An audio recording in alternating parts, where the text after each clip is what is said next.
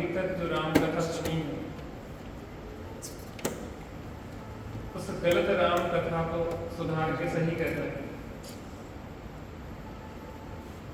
क्या कर रहे हैं? सही। गलत राम कथा को सुधार के सही कर रहे हैं, क्योंकि हमने वही वाली जो देखी है टीवी पे, वही वाली हमारे अंदर बसी हुई है। यहाँ पे वीतरागी सर्वज्ञ परमात्मा के ज्ञान में जो रामचंद्र जी का यथार्थ स्वरूप या राम कथा का यथार्थ स्वरूप जो दर्शाया गया है, उसके आधार पे ही यहाँ पे अपन चर्चा करेंगे। भाषा वही है, लेकिन भाव जनागम के अनुकूल है। उन बातों को हम यथार्थ समझें और अपने जीवन में लाएं। देखिए, राम चंद्र जी यहाँ जैनेत्रों में उन मर्यादा पुरुषोत्तम राम को पूजा जाता है। तुलसीदास जी कहते हैं कि जिनके हाथ में धनुष बाण होगा, मैं उन रामचंद्र जी को पूजूंगा। और जैन दर्शन कहता है कि जब तक धनुष बाण होगा या जब तक तिल तुष्मात्र भी परिग्रह होगा, तब तक पूजेंगे नहीं, क्योंकि पूजता आती है वीतरागता भी कितनी 3 कसाय के अभाव में पंच परमेष्ठी पूज अनंत सिद्ध आचार उपाध्याय और साथ। बच्चे हमारे पैर छूते हैं, योग्य नहीं लगता। अभी हम और आप समान स्थिति में,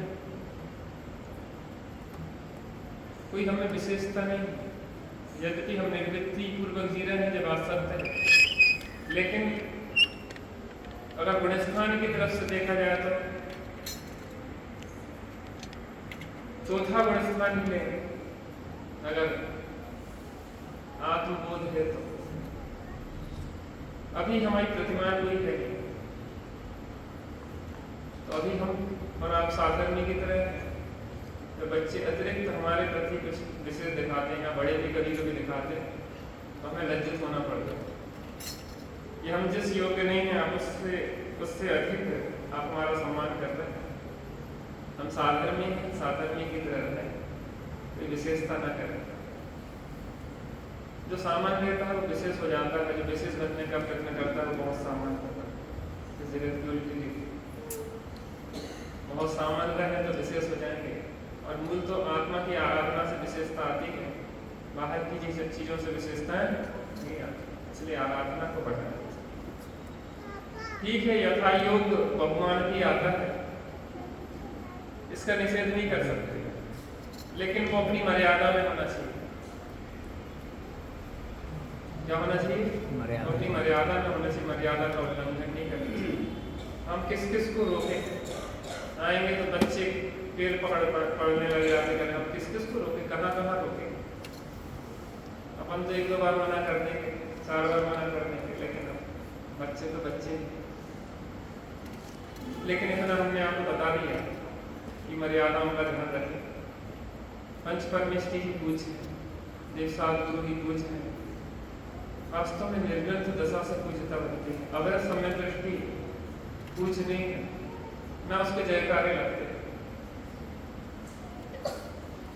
मैं किसी पक्षपात से रहित होकर, किसी सांप्रदायिकता से रहित होकर आपको निष्पक्ष रूप से जैन दर्शन की बात कहना चाहता हूँ। मैं से किसी पंथवाद में नहीं, किसी व्यक्तिवाद में नहीं।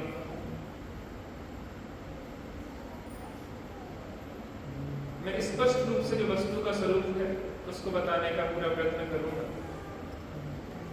मैं किसी भी व्यक्ति पंथ का पोषण करने वाला नहीं हूँ। मैं जिन पंथी हूँ, भगवान महावीर भगवान के जैन शासन का एक छोटा सा अनुयायी सेवक हूँ, और भगवान महावीर की ही परंपरा में हम जिए। अलग अलग झंडे और डंडे लेके अलग अलग सांप्रदाय खड़ा नहीं करें, क्योंकि इस पंचम काल में व्यक्तियों की मुख्यता रहना, एक एक व्यक्ति को पकड़ के एक एक संप्रदाय खड़े होने वाले, कोई बात नहीं करनी। बच्चे को शांत इसलिए बहुत सावधान, आप मैथी ना पकड़े, इसलिए हम आपसे कह रहे हैं, क्योंकि हमारी भी पकड़, हमारा पक्ष भी आपको पक्षाती क्रांति नहीं होने देगा। जिसका पक्ष आ जाता है उसकी गलत बात ही सही लगने लग जाती है। इसलिए पक्ष नहीं, निष्पक्ष रूप से राम का नाम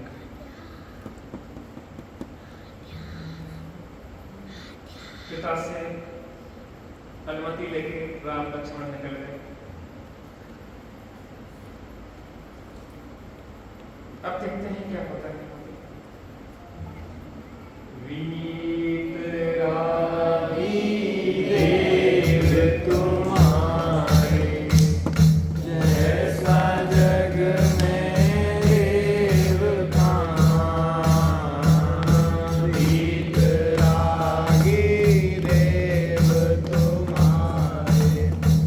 जय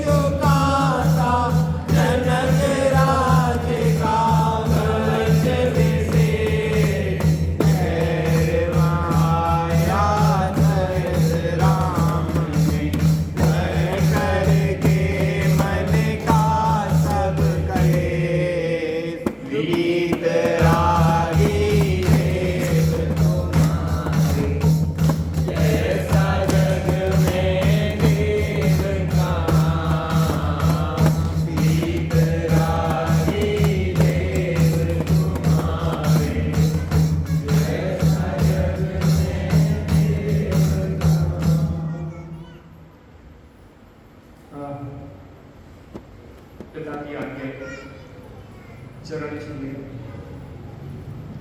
और राम लक्ष्मण आगे बढ़ गए। भवदीप का एक ग्रंथ है, पंडित दीपचंद जी कांसलीवाल का लिखा हुआ बहुत सुंदर ग्रंथ है, 5 भागों की चर्चा। मैं आपसे बार बार कहूँगा, आप लोग स्वाध्याय करिए, गहराई से करिए। उसमें 5 प्रकार के गुरुओं की चर्चा है। कितने प्रकार के? 5 प्रकार के। दीक्षा गुरु, शिक्षा गुरु, कुल गुरु, रक्षा गुरु,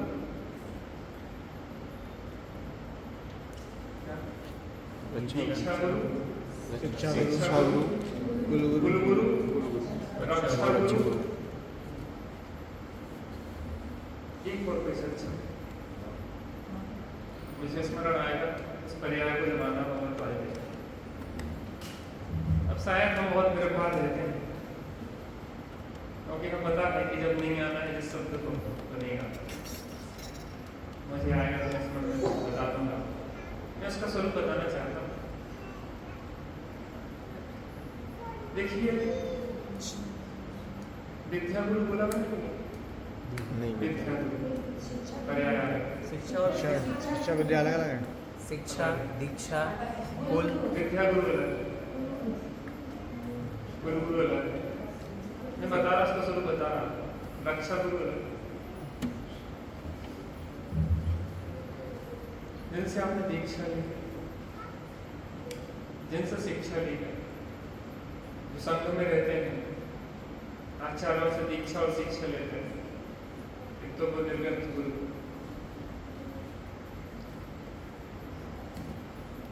विद्या गुरु वो विद्या गुरु जिनसे आप लौकिक शिक्षा लेते हैं, स्कूल के आपके मास्टर जी, तो वो मास्टर वगैरह है, वो क्या है? विद्या गुरु ना, उन्होंने विद्या दी है। रक्षा गुरु जो आपकी रक्षा करते हैं, राजा तो रक्षा गुरु। और एक कुल गुरु है जो आपके घर परिवार में बड़े हैं, दादा है, दादी है, चाचा है, चाची है, फूफा है, फूफी, मामा है, मामी, जितने भी रिलेटिव्स हैं वो आपके गुरु हैं। उनका यथायोग्य सम्मान करना चाहिए। आपको लौकिक मास्टर जी मिल जाए तो पैर तो छू लेते हैं। बात यही नहीं है कि आप पैर छू ले, महत्वपूर्ण नहीं, लेकिन आप किस रूप में छू रहे हैं, आप किस रूप में छू रहे हैं। आप देव साहब गुरु की तरह तो नहीं उनका बहुमान कर रहे। हर चीज की अपनी मर्यादा है। राजा के पास जाएंगे तो हाथ जोड़ के आप बात करें, प्रधानमंत्री से जाएंगे तो हाथ जोड़ के, लेकिन वो औपचारिकता है, वो देव साहब गुरु जैसा आदर नहीं है। लौकिक व्यवस्था है, वहां पे अगर आप कर रहे हैं तो वो कोई आप धर्म मान के नहीं कर रहे, लेकिन धर्म मान के आप कर रहे हैं तो हमें आप धर्म क्षेत्र में अगर आप अपने गुरु जैसा मान रहे हैं तो गुरु तो निर्ग्रंथ होते हैं, एकमात्र, और कोई नहीं होते। इस बात को ध्यान रखना। जैन दर्शन में गुरु जो होते हैं तो निर्ग्रंथ होते हैं। धर्म क्षेत्र की बात करता हूं, और अन्य को गुरु मानना ये योग्य नहीं है। उस रूप में आपने किसी से विद्यार्जन किया है, वह माना सकता है, वो अलग बात है। त्यागी से भी हम कई बार गुरु जी कह रहे थे, लेकिन वैसा गुरु बना नहीं है। उनके पास रहे हैं, सारे जो सीखे हैं, पढ़े हैं, वो अलग बात है। लेकिन धर्म क्षेत्र में जो गुरु बना होता है वो निर्ग्रंथ गुरुओं का ही होता है, अन्य को स्थान नहीं होता। इसलिए जयकारा निर्ग्रंथ गुरुओं के लगाए जाते हैं, वीतरागी संतों के। पंच परमेष्टि की पूजता है, देवसाद गुरु की पूजता है, अष्टद्रव्य से अन्न की होती। हमें अपने विवेक को नहीं खोना है। ये अंतर भी रखना है कि आपको परिवार के लोगों के प्रति यथायोग्य आदर करना है, उसका निषेध बिल्कुल नहीं है। क्योंकि वो कुलगुरु में पिताजी के पेट छूते हैं, दादाजी के छूते हैं, चाचा चाची, फूफा फूफी, वो आपको सिखा रहे हैं। आपको परिवार कुटुंब में कैसे रहना है, समाज में कैसे रहना है, वो आपको सिखा रहे हैं। उस क्षेत्र के गुरु है। राजा आदि आपकी रक्षा कर रहे हैं, आपको उस क्षेत्र के गुरु हैं। लौकिक विद्या गुरु आपको मिलेंगे तो गुरु जी के चरण छूओगे, क्योंकि आपने लौकिक विद्या किए हुए उपकार को भद्र पुरुष भूलते नहीं, किए हुए उपकार को भद्र पुरुष भूलते नहीं। ठीक है, आपके प्रति हमें, आपको हमारे प्रति आत्मीयता आती है, बच्चों को आती है, लेकिन हमारा जो कर्तव्य है कि इन्हें सिखाना है कि आप हमारे प्रति सीमा में रहें। रागातिरेक आपका अच्छा नहीं, क्योंकि अगर आपने रागातिरेक में मर्यादाओं का उल्लंघन किया तो जगह जगह मर्यादाओं का उल्लंघन होना शुरू हो जाएगा। व्यक्ति विशेष पक्षपात इस काल के सबसे बड़ा दोष है। व्यक्तियों के प्रति हम एक एक व्यक्ति को पकड़ लिया, हम तो फला को मानते हैं, तो फला को मानते नहीं, हम भगवान महावीर शासन के जिन शासन के अनुयायी है और जो भी सही है उन सबको मानते हैं। हमें स्वरूप देखना चाहिए, ना कि व्यक्ति देखना चाहिए। पंच परमेश्वर का एक स्वरूप है, अरिहंत परमात्मा का एक स्वरूप है। अरिहंत परमात्मा का स्वरूप क्या है? ग्रस्तपना त्याग कर, मुनि धर्म अंगीकार कर, निष्ठभाव साधन द्वारा चार हाथ के कर्मों का स्नेह कर, अनंत चतुष्टय रंग विराजमान। मुनिराज का स्वरूप क्या है? ग्रस्तपना त्याग कर, मुनि धर्म अंतरंग बहिरंग परिग्रह से रहित, ज्ञान ध्यान तप में लीन है। जिस्यासा बसाती तो निरारंभो परिग्रह, ज्ञान ध्यान तपो रक्त तपस्वी साधु। यहाँ पे स्वरूप है हर चीज का, हर चीज का स्वरूप है। अरिहंत परमात्मा की है तो उनका स्वरूप है। इसमें जो आ रहे हैं तो वो मान्य होंगे, इसके बाहर होंगे वो मान्य नहीं होंगे। सिद्ध परमात्मा का स्वरूप है, इसमें जो जीव आ रहे होंगे वो मान्य होंगे सिद्ध दशा के लिए, नहीं होंगे तो नहीं मान्य होंगे। आचार पद में जो योग्यता बताई गई नहीं है, अगर वो उसमें आ रहे हैं तो वो मान्य होंगे। हमें व्यक्ति विशेष से कोई मतलब नहीं है। उपाध्याय पद के योग्य जो स्वरूप बताया गया है जनागम में, उस अनुकूल अगर वो आ रहे हैं, गुण 36, 25, 8, 20, 28 मूल गुण तो होते ही हैं, लेकिन अतिरिक्त भी होते हैं। आचार्य के 36, उपाध्याय के 25 और मुनिराज के 28, तो 28 + 36, 28 + 25 और 28 तो नहीं, अतिरिक्त स्वरूप भी बताया है। हमें स्वरूप को समझना है, स्वरूप को समझ के उस स्वरूप की परख पे जो आ रहे होंगे वो हमारे लिए पूज्य है। हमें किसी व्यक्ति का रागातिरेक उसके दोषों को देखने नहीं देता। हमें किसी के प्रति रागातिरेक उसके दोषों को देखने नहीं देता। इसलिए व्यक्ति इस पंचम काल में हमेशा सावधान रहेगा। इस पंचम काल में व्यक्तिवाद रहेगा, एक एक व्यक्ति के संप्रदाय में, क्योंकि एक अज्ञानी के अनंत मत है और अनंत ज्ञानियों का एक मत है। इसलिए आज आपस में भिड़ रहे हैं। एक ज्ञानी दूसरे ज्ञानी के साथ, एक व्यक्ति जिसको आप धर्मात्मा समझते हैं वो दूसरे साथ क्यों नहीं रह सकता? अगर नहीं रह सकता तो वो ज्ञानी है।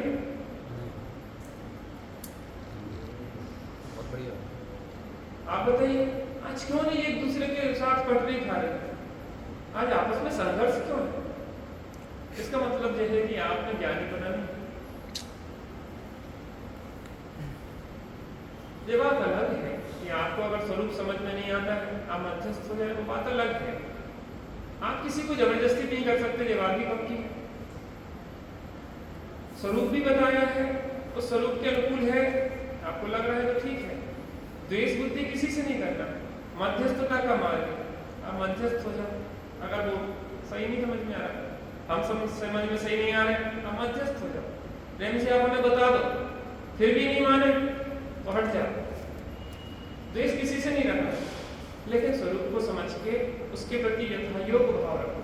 और सबके प्रति मैत्री तो सबके प्रति, प्राणी मात्र के प्रति रखना, क्योंकि कोई भी कभी भी सुधर सकता है।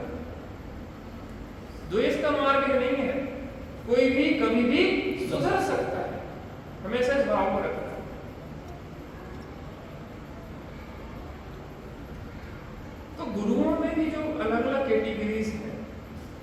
हिसाब से उनका यथायोग्य बहुमान करना, सबका एक सा नहीं करना। पिताजी के चरण छू रहे हैं तो वो अलग है, वो पारिवारिक है। अगर आप विद्या गुरु के छू रहे हैं तो अलग एक है, उनकी लौकिक व्यवस्था है, आपने हमें सिखाया हुआ है। लेकिन यहाँ पे देवसांत गुरु की अलग प्रकार से वो अष्टद्रव्य से भक्ति पूजन हो, वो उनका स्वरूप अलग है, इसमें बातों को हमें विशेष ध्यान रखना चाहिए। तो पिताजी के चरण छुए, बातें यहाँ से शुरू हुई थी, पिताजी के चरण छुए और आशीर्वाद लेके आगे चले। और वो वहां पे पहुंचते उसके पहले वो मिलेच्छ जो सेना थी वो बहुत निकट आ गई थी। तो ये दो भाई थे, जनक और कनक। इनके जो भाई थे उनका नाम क्या था? जनक के कनक। और जैसे ही सेना अत्यधिक निकट आ गई तो जनक और कनक ने सोचा अभी तो ये लोग आ नहीं पाए, दशरथ जी वगैरह, अपन चलते हैं, अपन युद्ध करते हैं। यद्यपि वो मिलेच्छ सेना बहुत विशाल थी और वहां पे कोई नियम कानून नहीं थे। वहां पे मिलेच्छुओं में आप समझते हैं कि उनमें अनर्गल चेष्टाएं हैं, हुंकार प्रवृत्ति है, मांसाहारी है, निर्दयी है। तो उनके यहाँ इस तरीके से बर्बादी करने लगे। तो जनक और कनक आगे बढ़े। म्लेच्छ सेना को निकट जान कर जनक चले करने संग्राम, बन सहाय उस विकट युद्ध का आना सका सुंदर परिणाम। म्लेच्छ सरों से टूट चुका था जनक राज का कवच विशेष, धैर्य माया त्वरित राम ने हर करके मन का सब दे। पहुंच गए, युद्ध हुआ। युद्ध में क्या हुआ कि कनक बढ़े और कनक को म्लेच्छों ने घेर लिया। म्लेच्छों ने घेर लिया और वहां पे क्या हुआ? उन्हें मारना शुरू किया, उनका छत्र तोड़ दिया, उनका रथ तोड़ दिया, उनके घोड़ों को मार डाला, रथ विहीन कर दिया। यहाँ जनक गए तो जनक भी को भी घेर लिया, उनके रथ आदि तोड़ डाले, उनका कवच तोड़ डाला। अब दोनों असहाय स्थिति में पड़े। मिलेच्छ सामने है, उनके पास कोई दया तो है नहीं, असहाय स्थिति में पड़े हुए हैं और अब वो मरने वाले हैं इस स्थिति में। लेकिन उतने में राम और लक्ष्मण पहुंच गए और राम और लक्ष्मण ने उन्हें उठाया, उन्हें धैर्य बनाया कि तात हम हैं। आप इस फीलिंग्स को महसूस कीजिए, इस भाव को महसूस कीजिए। जब आप संकट में हो, उस संकट के समय कोई आपके लिए सहयोगी आ जाए,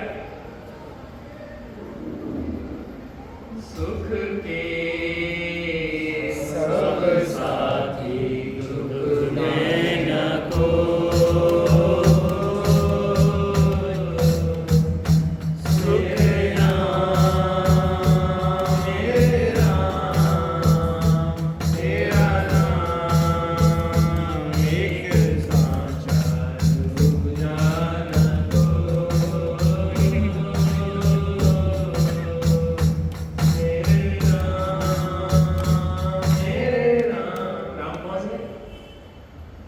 राम का नाम लिया और राम।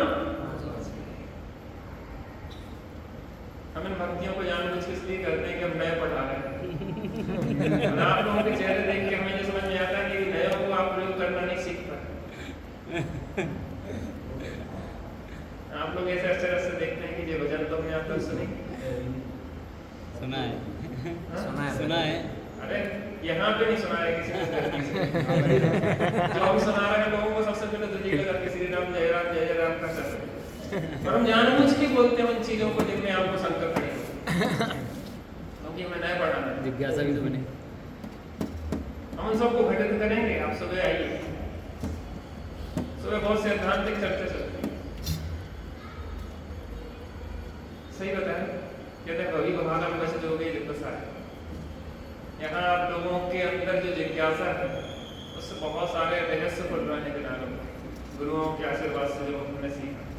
तो फिर में आज बहुत अच्छी चर्चा की थी, राग किसका,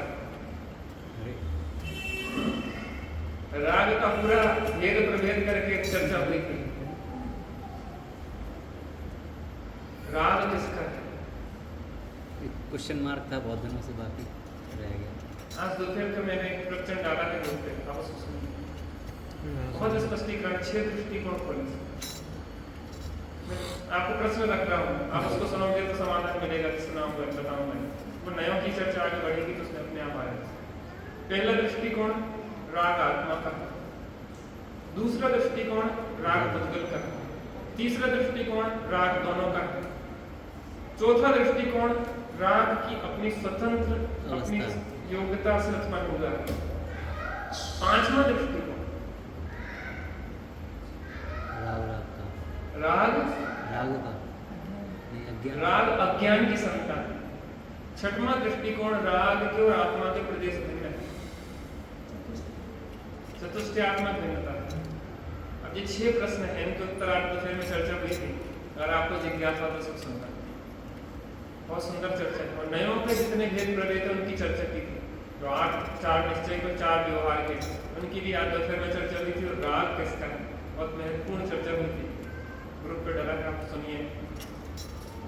हमें ऐसा लगता है कि इन बातों को समझना चाहिए, और आपकी जिज्ञासा देख के हमें ऐसा लगता है कि हम गहरे से गहरी बात आप तक रखें।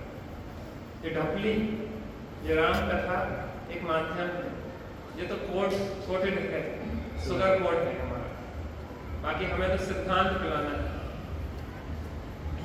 पंडित भी कहते बच्चे की पंडित की ढपली बजा रहे तो हम लोग अंदर आ जाते, और ढपली बंद होती तो बाहर चले जाते। तो कम से कम अंदर बाहर होते रहते तो इतने में भी 2-4 बातें तो कहना पड़ेगा। सही बात है।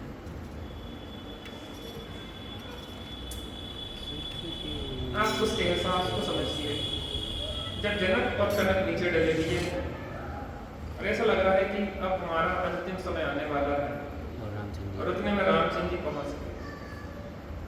आप उस स्थिति में हो तो आपको कैसा लगेगा? कोई सहाय नहीं दिख रहा हो, और उस समय कोई आपके ऊपर उपकार कर दे, नहीं बेटे बहुत प्यारे बच्चे, वो शांति, इतने शांत बच्चे कहाँ मिलेंगे?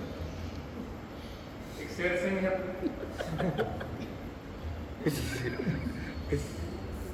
शेर सिंह भी बहुत माना, हम इनसे कहते हैं कि उसमें योग्यता बहुत है, लेकिन आप कहते हैं उसको सही जगह उसको ढाल नहीं पा रहे।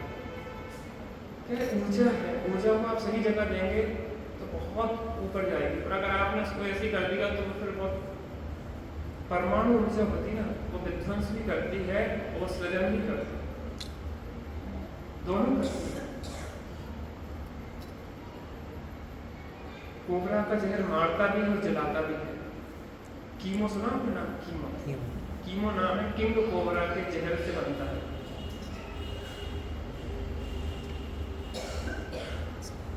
कीमो दिए जाते हैं, वो किंग कोबरा सबसे जहरीला जो सांप होता है उसका जहर निकाल के उसको मार के उससे कीमो बनते हैं, तो कीमोथेरेपी कहलाती है, क्योंकि सबसे तेज जहर होता है कोबरा।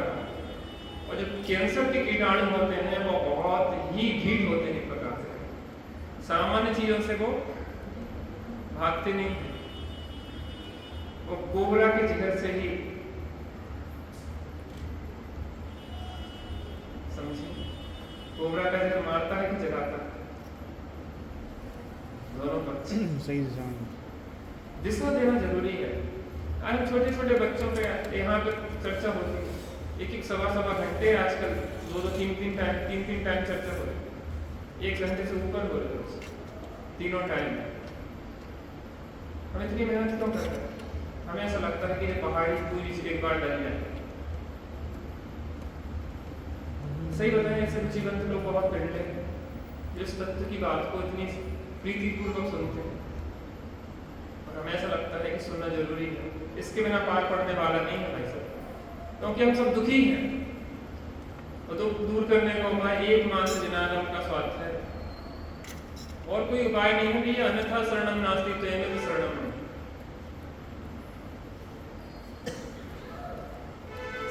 अब सोचो, उस स्थिति में राम पहुंचे, चिंता क्यों कर रहे हैं? उन्हें गले से लगाया, उनकी जो तकलीफ थी उनसे कहा कि आप बैठिए, हम जाते हैं। और राम लक्ष्मण अपना रथ लेके जब पहुंचे, उनका श्वेत छत्र जब देखा तो म्लेच्छ की सेना में वैसे ही घबरा गई। जहां सूर्योदय होने के पूर्व ही, सूर्योदय के पूर्व ही, सूर्य भी निकला नहीं है लेकिन सूर्य निकलने वाला है, तो रात्रि में विचरण करने वाले लोग होते हैं जीव, वो अपने आप भागने लग जाते हैं। चंद्रमा और नक्षत्रों की जो ज्योति है वो फीकी दिखने लग जाती है क्योंकि सूर्योदय होता है। अन्यथा अपने आप प्रलय को प्राप्त हो सकता है। ऐसे श्री राम का यशस्वी जब ध्वज देखा, छत्र देखा, धवल, उनकी जो एक तेज था, जो उनके अंदर आभा थी, उनका जो प्रताप था, वो प्रताप उनका बोलता था। कोई तेजस्वी व्यक्ति आपके हो तो सामने वाले अपने आप घबरा जाते, उसको देख के ही घबरा जाते। पता आपको चक्रवर्ती को युद्ध नहीं करना पड़ता अधिकतर, तो उनको देख के उनका इतना पुण्य होता है कि अपने आप राजा लोग अपने आप आते जाते 96 विवाह कैसे होते पता? जो संधि करते हैं वो अपनी कन्या भी देते हैं साथ में। पुरानी परंपराएं ये होती थी, पुरानी परंपराएं ये होती थी कि आपने अगर संधि की है तो अपनी कन्या दो। वो कन्या देने का एक कारण होता है। मैं आपको लोक रीति भी बताना चाहता हूँ। राम कथा तो एक माध्यम है, हमारे जीवन में हमें जीना कैसे है ये बताती है राम कथा। यह बता रही है राम कथा, एक एक चीज को सुधार करती है। बहन या बेटी देने का तात्पर्य यह होता है कि आप हमारे अब शत्रु नहीं हो पाएंगे, क्योंकि आपने बेटी इस घर में दे दी है, अब आप आपके रिश्तेदार हो गए और आप अब दब के रहोगे। तो एक वो व्यवस्था होती है, तो वो जो 32,000 मिलिट्स मुकुटबद्ध राजा उनकी सेवा में होते हैं, चक्रवर्ती के 32,000, तो वो क्या करते हैं अपनी अपनी कन्याओं बहनें आदि से विवाह करते जाते हैं चक्रवर्ती के, इसलिए इतनी भीड़ लग जाती है। और परंपरा है ऐसे ही अर्धचक्री नारायण के साथ होता है। अर्धचक्री के 18,000 विवाह हो जाते हैं और प्रति नारायण के 18,000 विवाह होते हैं और नारायण के 16,000 विवाह होते हैं। ऐसे ही होते जाते, जिससे जीतते गए, शादी करते गए। कई बार सोचते कि शादी में कितना टाइम लग जाता है, 98,000 शादी, लेकिन बहुत समय रहता है उनका लंबा शासन चलते पहले तीर्थंकर के काल में 60,000 वर्ष के लिए तो युद्ध 6 खंड जीतने के लिए 60,000 वर्ष, 60,000 वर्ष वो 6 खंड को जीतने के लिए घूमते रहे थे। उनका बहुत प्रभुत्व होता है।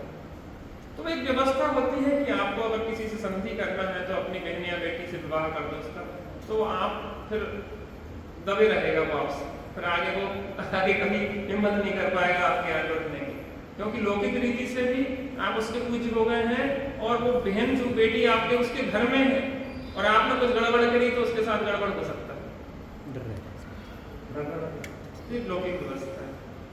राम का यशस्वी प्रतापी राम थे, तद्भव मोक्ष ज्ञानी थे। लक्ष्मण नारायण थे, उनका प्रभुत्व अलग था और वो आगे बढ़ गए। दुखित हुआ सब सच से के तब देख राम का समझत, दिखता था उस समय भयंकर हिंसा का तांडव सर्व, तेरे भीतर हो जाते हैं गम, क्षण भर में जो लखवर जा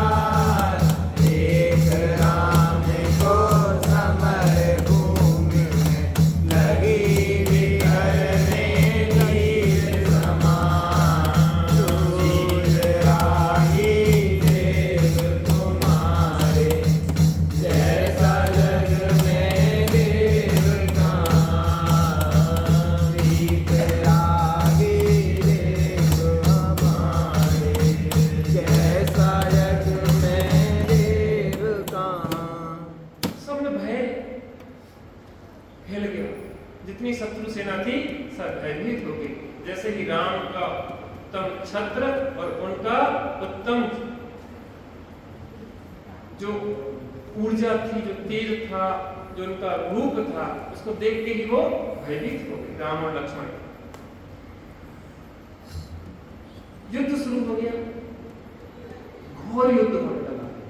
मिलेच्छ लोग, कोई पत्ते के वस्त्र थे, कोई छाल है, कोई अलग अलग प्रकार के, कोई जानवरों की खाल पहने हुए हैं, ऐसे भयानक लगते थे जैसे नार की साक्षात आकर। कैसे लगते थे? जैसे साक्षात नार के, बिल्कुल काले रंग के, कोई गेहूं रंग के, कोई ऐसे, कोई वैसे, कोई वैसे, बिल्कुल जानवरों जैसी हालत थी।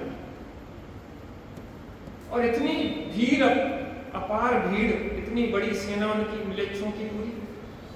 और फिर लड़ाई जब शुरू हुई तो चारों ओर खूना खच, किसी की गर्दन कट गई, किसी का हाथ कट गया, किसी का कुछ हो गया। युद्ध में कोई सृजन नहीं होता, युद्ध में खाली संहार होता है। युद्ध में सृजन नहीं, संहार होता है। लोग कहते हैं कि हम हथियार रखते हैं सुरक्षा के लिए। मुझे आज तक समझ में नहीं आया कि किसी हथियार से आज तक किसी की सुरक्षा हुई हो। हथियार मारते हैं कि सुरक्षा करते हैं? क्या कहा? श्रृंगार करते हैं। सुरक्षा करते हैं कि संहार करते हैं? कहते हैं कि हम तो सुरक्षा के लिए रखें, कुछ लोग तो शौक में रख लेते हैं, आपको पापन होता रहता है, और जरूरत पड़े और रिवॉल्वर है, आप तत्काल चला भी सकते हैं। आजकल के बच्चे हैं वो खेलते रहते पबजी के, यहाँ तो चलता नहीं होगा, यहाँ तो पंचम काल नहीं, यहाँ तो चौथा काल कोई नहीं खेलता। तो वो बंदूकें चला रहे हैं, मार रहे हैं, दोस्त ऑनलाइन बैठे हैं 4-6 और आपस में एक दूसरे को मार रहे हैं, दोस्त दोस्त को मार रहे हैं। जी क्या है आखिर?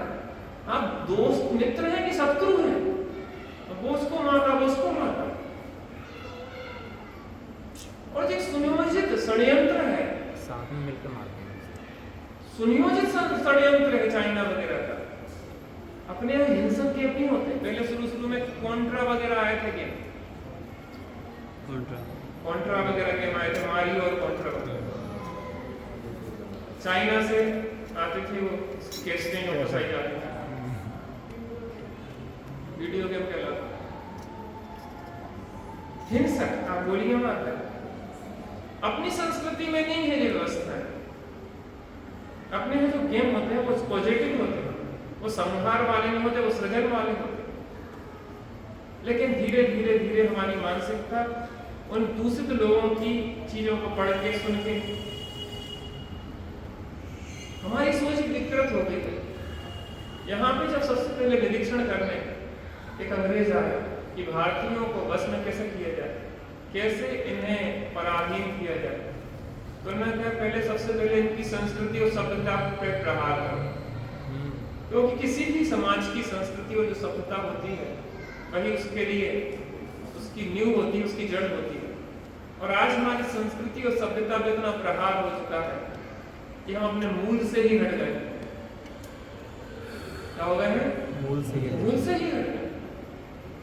हमें अपनी जैन संस्कृति की कोई मर्यादा पता ही नहीं। हमें कैसे वस्त्र पहनना चाहिए, कैसे बोलना चाहिए, कैसे चलना चाहिए, क्या करना चाहिए, क्या नहीं करना चाहिए, क्या खाना चाहिए, क्या नहीं खाना चाहिए, कहाँ जाना चाहिए, कहाँ नहीं जाना चाहिए, कुछ भी नहीं सोचते। हम अंधानुकरण करते हैं। इसलिए कहते हैं कि जनवाणी के अनुसार सोचो। राम के जीवन को देखने पे आपको पता पड़ेगा कि राम ने क्या किया, वो हमें करना चाहिए। सीता सती के जीवन को देख के आपको पता पड़ेगा कि सीता माता ने इस विषय समय में क्या किया था, हमें वो करना चाहिए। इसलिए राम कथा हम सुन रहे हैं। महायुद्ध हुआ, घोर युद्ध हुआ, चारों लाशें ही लाशें घुस। लेकिन बात यह है कि एक तरफ न्याय के लिए युद्ध हो रहा था, एक तरफ अन्याय के लिए युद्ध हो रहा था। और वीर जो है वो पीठ दिखा के नहीं भागते। यद्यपि उनको व्यर्थ में एक चींटी को भी नहीं मारते। इतनी करुणा होती है कि एक चींटी को भी नहीं मारते। लेकिन न्याय के लिए युद्ध लड़ते हुए लाखों भी मर जाते हैं, करोड़ों भी मर जाते हैं, पंचेंद्रीय मनुष्य मर जाते हैं। क्या करें? हम कोई निर्बल नहीं है, हम कोई कमजोर नहीं है, विरोधी हिंसा के त्यागी नहीं है। हमारे परिवार कुटुंब देश पे अगर आंच आएगी तो हम अपनी रक्षा तो करेंगे। मुनिराज गुफा में विराजते हैं, एक व्याघ्र आता है मुनिराज को खाने के लिए आता है और सूकर मुनिराज को बचाता है। दोनों में घोर युद्ध होता है, घोर युद्ध होता है और दोनों मर जाते हैं। कौन कहा जाता है?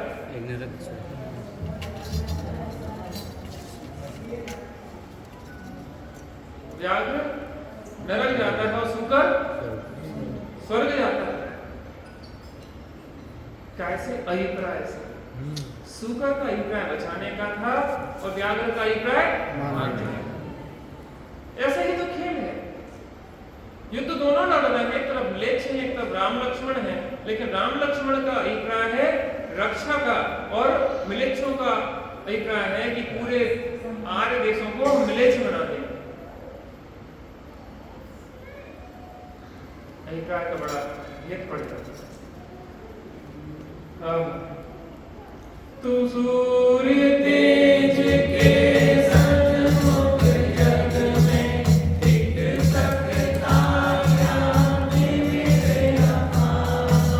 राम और लक्ष्मण ने उन पर किए तीर कर शस्त्र कहा।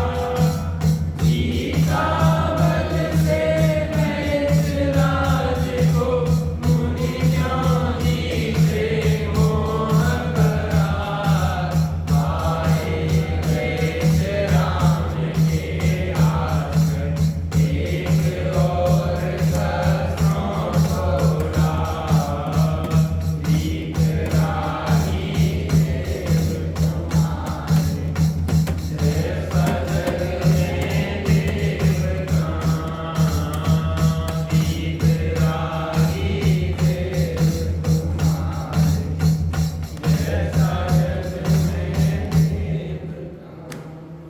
सूर्य हो, उसके सामने अंधकार क्या टिक सकता है? एक क्षण में ही अंधकार समस्त विलय को प्राप्त हो जाता है। जैसे ही राम और लक्ष्मण रूपी सूर्य का उदय हुआ, म्लेच्छ सेना वैसे ही प्रलय को प्राप्त हुई, भागती हुई दिखाई। और उन म्लेच्छों ने संधि कर ली कि हम आपके आधीन में। मैं पद्म पुराण में एक प्रसंग पढ़ रहा था, इसमें विशेष बताना चाहूंगा। ओवर कॉन्फिडेंस में नहीं आना चाहिए। म्लेच्छ भागने लगे तो लक्ष्मण उनका पीछा करने लगे। पीछा करते करते बहुत दूर निकल गए। तो म्लेच्छों ने, जब वो ज्यादा दूर निकल गए राम से, तो म्लेच्छों ने लक्ष्मण को घेर लिया, अकेला भागे। और म्लेच्छों ने जैसे ही लक्ष्मण को घेरा तो राम ने देखा कि लक्ष्मण कहाँ है, और राम भी उनके पास पहुंच गए। और राम ना पहुंचते तो म्लेच्छ उनको घेर के परास्त कर सकते थे। बात यह है कि आप ओवर कॉन्फिडेंस में नहीं रहे, शत्रु को कभी कमजोर नहीं समझे और अतिरिक्त बुद्धि लगाने का प्रयास नहीं करें। आपसे जो बड़े हैं उनसे सलाह लेके हमेशा काम करें, क्योंकि आपको लगता है जवानी में जोश और बुढ़ापे में होश, दो चीजें होती हैं, और जब दोनों मिलते हैं तब योग कार्य होता है। वृद्धों का होश होना चाहिए, युवाओं का जोश होना चाहिए, तब भी कोई भी कार्य योग हो सकता है। आप काम आपको ही करना है, लेकिन बड़े बुजुर्गों से सलाह ले लें कि पिताजी, सासू माँ जी, ये काम करें या ना करें, कि क्या करें। उससे क्या होता है कि वो आपको सही बात कोई अगर निर्देश देना होगा तो दे देंगे। बड़े बड़े सारे बात कहते थे कि जो तुम जितना जानते हो उतना तो जानते ही हो ना, कुछ और विशेष मिल जाए तो और अच्छा सीखने को मिल जाएगा। बताने में तुम छोटे थोड़ी ना हो जाते। लघुता से प्रभुता मिले और प्रभुता से प्रभु दूर। लघुता से यहाँ प्रभुता मिले। प्रभुता से हाँ,